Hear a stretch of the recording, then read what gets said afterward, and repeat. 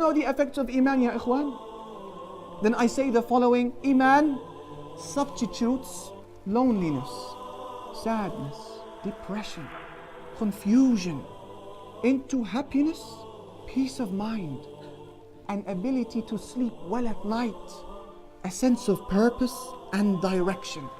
I swear by Allah, the one who possesses your soul and mine, that these are values that cannot be attained without Iman. Regardless of the smiles that people issue you in public, they cannot be attained without Iman. Why?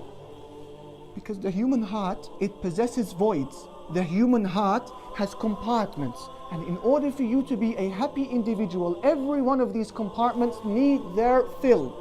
There is the compartment of food, which needs its fill. There is the compartment of drink and marital relations, which need their fill. Shelter, peace and security, which need their fill. But there is another compartment, and this is where the vast majority of humanity have failed in filling.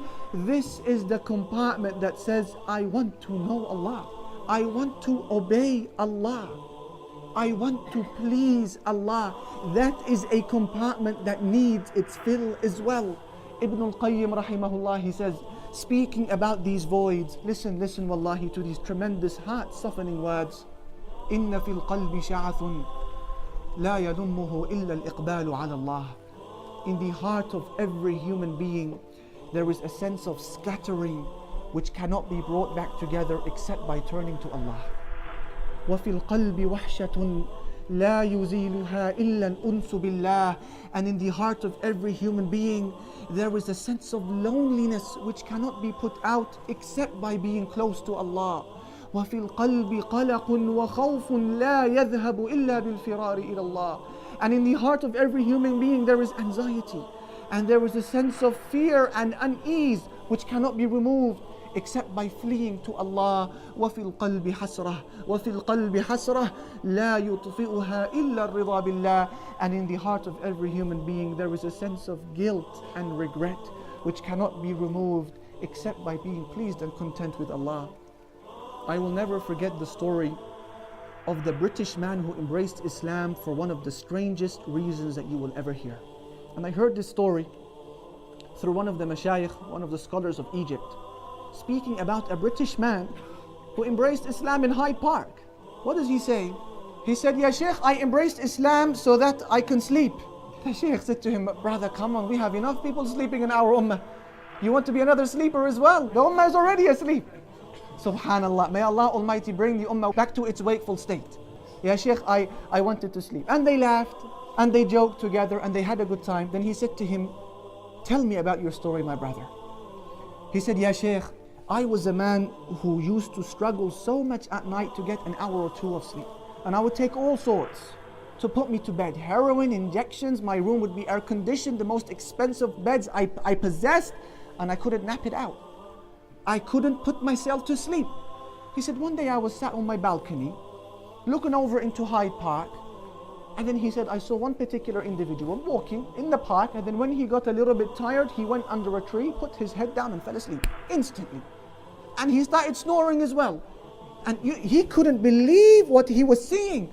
I mean, there's him injecting himself to sleep and he still can't pull it off. So he comes down, enters the park, and he wakes him up. The poor man wakes up. What happened? He says, who are you? He says, I'm a Muslim. He said, what does it mean to be a Muslim? And he began to explain to him the basic pillars of Islam in a very simple way, because he was a very simple man. And then he said to him, do all Muslims sleep like this? And he began to explain to him and elaborate who Allah and the Messenger and the Quran is. And then he said to him, I want to embrace Islam so that I can sleep like you. Allahu Akbar. See, you take this for granted. So he takes him by the hand and they go to the local Islamic center, and he utters his shahada, he embraces Islam, he has his shower, they teach him the basics, and then the night came in. They said to him, sleep on your right. So he turned to his right.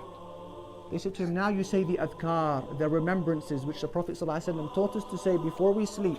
So he began to say the adhkar, these remembrances, and lo and behold, they found him snoring instantly. He slept. Didn't we say that one of the definitions of Iman was peace and security? Allahu Akbar. He slept, and then the time for Fajr came. So they woke him up, and he woke up saying, no, leave me alone. See, he can't believe that he's asleep. Leave me, I'm sleeping. They said, it's time to pray now. It's time to pray now, and we'll put you back to sleep straight after the prayer. These are values, brothers and sisters, that you and I take for granted. You sleep knowing your purpose of existence. You sleep knowing that you're under the protection of Allah. You sleep knowing where you're going to go after you pass away. One of two homes.